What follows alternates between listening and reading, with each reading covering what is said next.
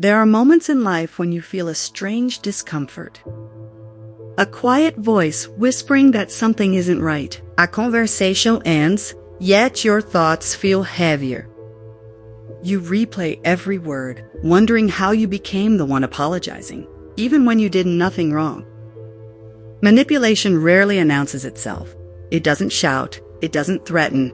Instead, it moves silently, hidden behind smiles, concern, and carefully chosen words designed to reshape your reality without you noticing.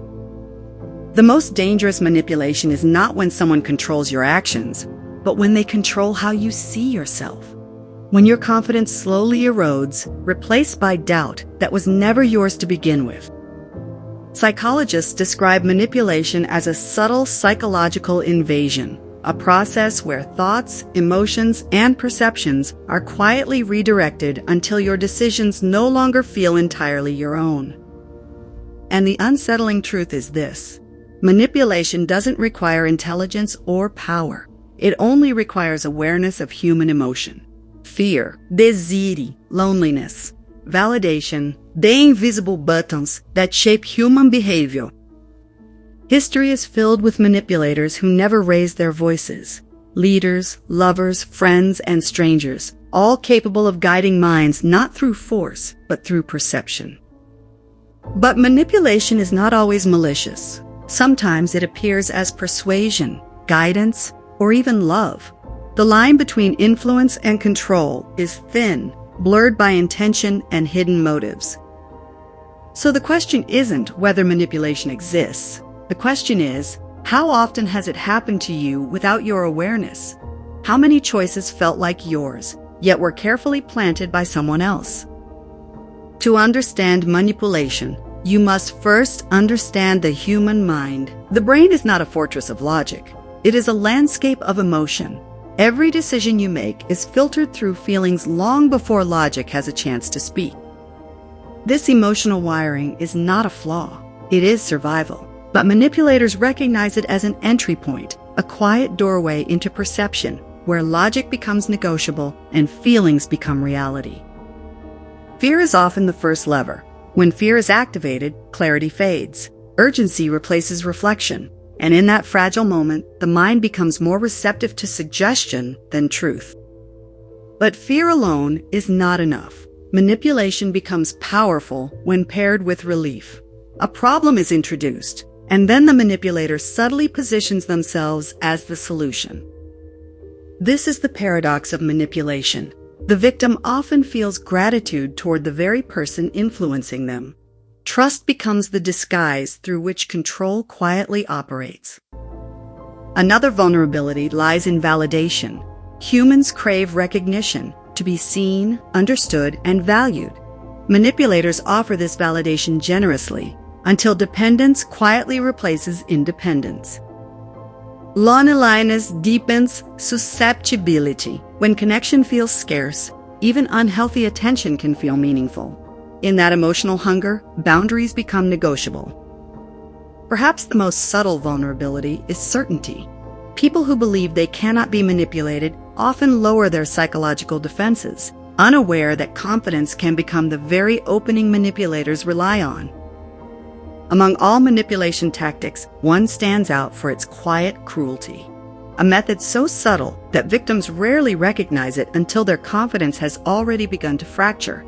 Psychologists call it gaslighting. Gaslighting is not about winning arguments. It is about rewriting perception. A manipulator denies events, reshapes memories, and questions your emotional reactions until doubt quietly replaces certainty. It often begins with small contradictions. That never happened. You're overreacting. You're imagining things. Harmless phrases on the surface, yet powerful enough to erode trust in your own mind. Over time, the victim stops debating facts and starts questioning themselves. Memory becomes unreliable. Emotions feel exaggerated. Reality transforms into something negotiable rather than certain. What makes gaslighting devastating is not the lie itself, but repetition. A single contradiction can be dismissed. But repeated denial slowly reshapes belief until confusion feels like truth. Eventually, trust in the manipulator replaces trust in oneself. Decisions become externally validated, confidência fades, and autonomy quietly dissolves beneath the weight of psychological dependence. Yet gaslighting is rarely aggressive. It often hides behind concern. "I'm just trying to help you. You're stressed. You're misremembering." Words that appear compassionate but quietly invalidate experience. The tragedy of gaslighting is isolation. When you no longer trust your perception, seeking support becomes difficult. Silence grows, and manipulation thrives in that silence. Not all manipulation begins with doubt. Some begin with overwhelming affection, intense attention, constant praise, and emotional intensity that feels almost magical. Psychologists refer to this phenomenon as love bombing. Love bombing feels intoxicating because it activates deep emotional needs: belonging, admiration, connection. The sudden intensity creates emotional acceleration, making trust develop faster than understanding. But intensity is rarely sustainable.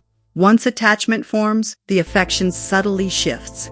Messages become delayed. Praise becomes criticism. Presence becomes distance. The emotional high gives way to confusion. This sudden withdrawal creates anxiety. The mind searches for explanation, often blaming itself. The victim tries harder, invests more, and unconsciously reinforces the manipulator's influence. The manipulation lies in the cycle: reward followed by absence.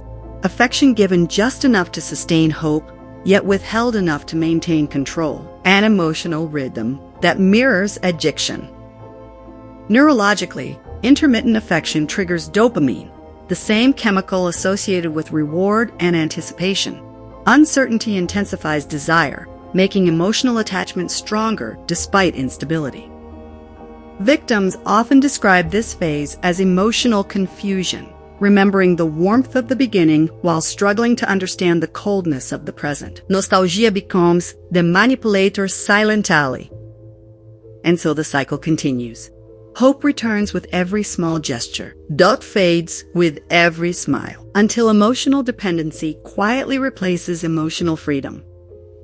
Not all manipulation relies on affection or confusion. Some rely on guilt, a quiet emotional weight that pressures compliance without force. Guilt manipulation reframes refusal as selfishness and boundaries as betrayal. Phrases like, "After everything I've done for you," or "I guess I don't matter to you," appear emotionally vulnerable, yet subtly redirect responsibility. The victim begins prioritizing the manipulator's feelings over their own needs. Another silent tactic is the absence of communication, the silent treatment. Words disappear, attention withdraws, and emotional distance becomes punishment disguised as calmness. Silence creates uncertainty. The mind fills gaps with self-blame and anxiety. In seeking reconnection, the victim often compromises boundaries simply to restore emotional harmony. Social manipulation expands the dynamic beyond two individuals. Public opinion, peer pressure, and subtle reputation control can isolate victims while strengthening the manipulator's credibility. Power imbalance intensifies manipulation. Authority, experience, or emotional dominance can create environments where questioning influence feels risky or inappropriate. Over time, repeated exposure to guilt, silence, and social pressure reshapes behavior. Compliance becomes habitual, resistance feels exhausting, and psychological autonomy slowly fades. The unsettling truth is that manipulation rarely appears dramatic. It unfolds through ordinary interactions, conversations, relationships, and subtle emotional exchanges that quietly shape perception. Manipulation loses power the moment it becomes visible. Awareness is not confrontation. It is clarity, a quiet realization that confusion was never your natural state, but the result of external influence. Recognition often begins with emotional discomfort. Patterns that once felt normal begin to feel unsettling. Doubt transforms into curiosity, and curiosity becomes the first step toward reclaiming perception. Boundaries become the language of self-respect, saying no without guilt, questioning narratives without fear, trusting emotional signals rather than dismissing them. Manipulators rely on reaction. Emotional reactivity, defensiveness, and urgency sustain their influence. Calm awareness disrupts this dynamic, shifting control back to the observer. Support dissolves isolation. Conversations with trusted individuals restore perspective. Shared reality challenges distorted narratives and rebuilds confidence once eroded by doubt. With awareness comes choice. The choice to distance, to confront, or simply to disengage. Each decision reflects regained autonomy, the quiet restoration of personal agency. Perhaps the deepest realization is this: manipulation does not define weakness. It reflects humanity. The same empathy, trust, and emotional depth that make connection possible also create vulnerability. And so the journey ends where it began, with perception. Not the perception shaped by others, but the one rebuilt through awareness. A mind no longer controlled by hidden influence, but guided by conscious understanding.